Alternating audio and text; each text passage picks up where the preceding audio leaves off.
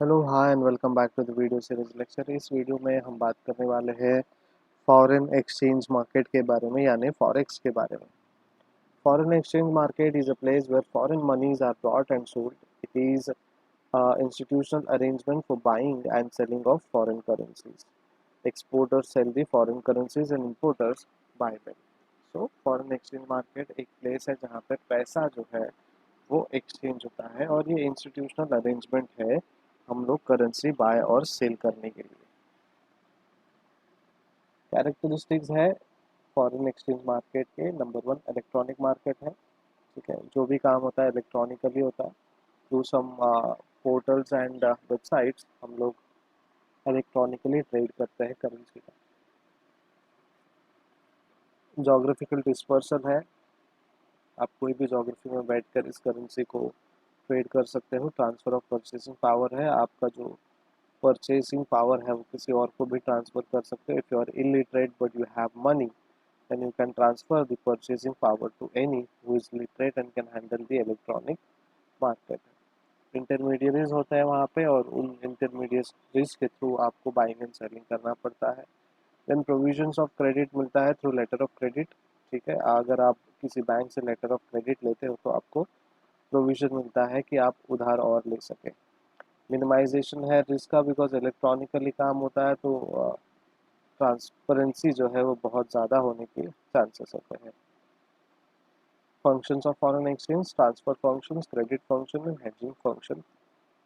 तीन फंक्शंस है foreign exchange market के, जहाँ पे आप अपने ट्रेड को ट्रांसफ़र कर सकते हो, परचेसिंग पावर को ट्रांसफ़र कर सकते हो, क्रेडिट में काम कर सकते हो और हेजिंग कर सकते हो आप specially. Structure of foreign exchange market is in two. Number one is retail market and second is wholesale market. Bank and money changers retail market में आता है, जहाँ पे करेंसीज, बैंक नोट, चेक्स, इनसे हम ट्रेड करते हैं। एंड देन होलसेल मार्केट में inter bank bank accounts and deposits, यानी सेंट्रल बैंक होती है जो इंटर बैंक के बीच में ट्रेड करती है। मेजर पार्टिसिपेंट्स रिटेल क्लाइंट्स होते हैं, कमर्शियल बैंक्स होते हैं, फॉरेन एक्सचेंज ब्रोकर्स और सेंट्रल बैंक्स होते हैं। ये सारे जो है मेजर पार्टिसिपेंट्स है फॉरेन एक्सचेंज मार्केट के। Foreign exchange transaction: it is an agreement between two parties to exchange one currency for another at an agreed exchange rate on an agreed date.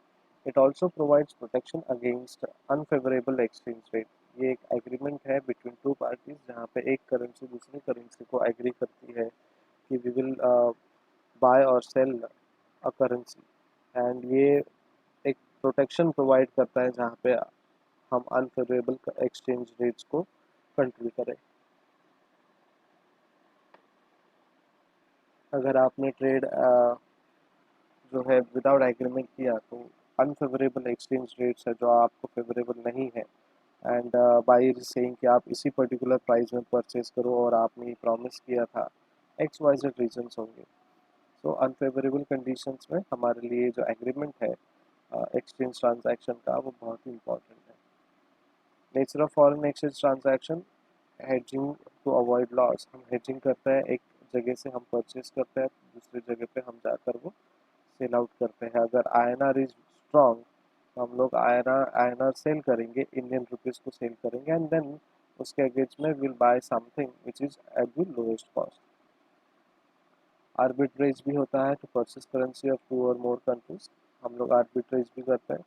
Speculations भी होता है जहाँ पे price less purchase high sell. ठीक है, speculation भी करते हैं हम लोग। अब यहाँ पे टाइप्स ऑफ ट्रांजैक्शन है। Number one, spot transaction. So spot transaction is when the buyer and seller of different currencies settle their payments within the 2 days of the deal. It is the fastest way to exchange the currencies here. The currencies are exchanged over 2 days period, which means no contract is signed between the countries. The exchange rate at which the currencies are exchanged is called the spot exchange rate. This rate is often the prevailing exchange rate. The market in which the spot sale and purchase of currencies is facilitated is called as spot market. Spot market में आप क्या करते हो, आप किसी से बात करते हो, ठीक है, and then you exchange the money, जहाँ पे कोई कॉन्ट्रैक्ट नहीं होता है, और ये जो एक्सचेंज है 2 दिन के पीरियड में ही कंप्लीट होता है। अगर आप आज ना एग्री किया तो कल आप वो सेल करोगे। ठीक है, मतलब आज आपने कोई ट्रांजैक्शन को एग्री किया तो कल आप वो एग्जीक्यूट करोगे। ऐसा 2 दिन का स्पॉट एक्सचेंज होता है। और स्पॉट एक्सचेंज में जो भी ऑफन रेट होते हैं एक्सचेंज रेट के, वो प्रीवेलिंग होते हैं। और ये जो भी मार्केट में बाइंग एंड सेलिंग होता है, परचेजिंग होता है इस ट्रांजैक्शन में, वो भी स्पॉट मार्केट में होता है, और इसलिए उसे spot transaction and spot market कहा जाता है। देन फॉरवर्ड ट्रांजैक्शन होता है। Forward transaction is a future transaction where the buyer and seller enters into an agreement of sale and purchase of currency after 90 days of the deal at a fixed exchange rate on a definite date in the future. The rate at which the currency is exchanged is called a forward exchange rate. The market in which the deals for the sale and purchase of currency at some future date is made is called forward market. So forward market, forward transaction वो transaction है जो हम लोग आज deal करते हैं, but उसका execution 90 days के बाद होता है। ठीक है, ये होता है फॉरवर्ड ट्रांजैक्शन। और ये फॉरवर्ड ट्रांजैक्शन में भी हमें जो करेंसी एक्सचेंज करते हैं हम लोग, उससे फॉरवर्ड करेंसी जब एक्सचेंज करते हैं और उसका जो रेट हम पे करते हैं वो है फॉरवर्ड एक्सचेंज रेट। ठीक है, जिस रेट पे हमें करेंसी एक्सचेंज करना है that is called as forward exchange rate. And then कौन से मार्केट में करेंगे हम? ऑब्वियसली फॉरवर्ड ट्रांजैक्शन है तो फॉरवर्ड मार्केट में करेंगे, राइट। तो फॉरवर्ड मार्केट में फॉरवर्ड ट्रांजैक्शन करेंगे, और वो फॉरवर्ड ट्रांजैक्शन साइन करने के 90 डेज बाद we will deal and execute the deal. Then future transaction. Future transaction is also the forward transaction and deals with the contract in the same manner as that of normal forward transaction. But however, the transactions made in a future contract differ from the transaction made in the forward contract on the following grounds. So future contract is same like forward contract, ठीक है, और इसलिए उसको forward transaction कहा जाता है। लेकिन कुछ ग्राउंड्स हैं, उसमें डिफरेंसेस है फ्यूचर कॉन्ट्रैक्ट्स में और फॉरवर्ड में। Forward contracts can be customized on the client's request, while the future contracts are standardized, such as features, date, size of the contract is standardized. So forward contract में आप customise कर सकते हो अपने कुछ काम को। ठीक है, आप अपने ट्रांजैक्शन को कस्टमाइज कर सकते हो। लेकिन आप फ्यूचर कॉन्ट्रैक्ट्स स्टैंडर्डाइज होता है, वहाँ पे आपको कोई भी चेंजेस करने के लिए परमिशन नहीं होता है। जैसे कि फीचर्स है, डेट्स है, size of the contract है, वो standardized है। The future contract can only be traded on the organized exchange, while the forward contracts can be traded anywhere depending on the client's convenience. So future contracts organized जगह में, organized exchange में ही trade होंगे, लेकिन जो forward contract है वो कहीं भी ट्रेड होगा depending on the clients convenience. No margin is required in case of the forward contract, while the margins are required of all the participants, and an initial margin is kept as collateral so as to establish the future position. जो हमारा margin है वो required होता है हमारे लिए,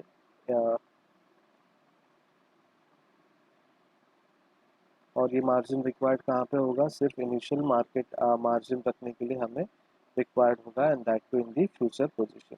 ठीक है, so no margin required in case of the forward contract, but margin is required in case of the future contract.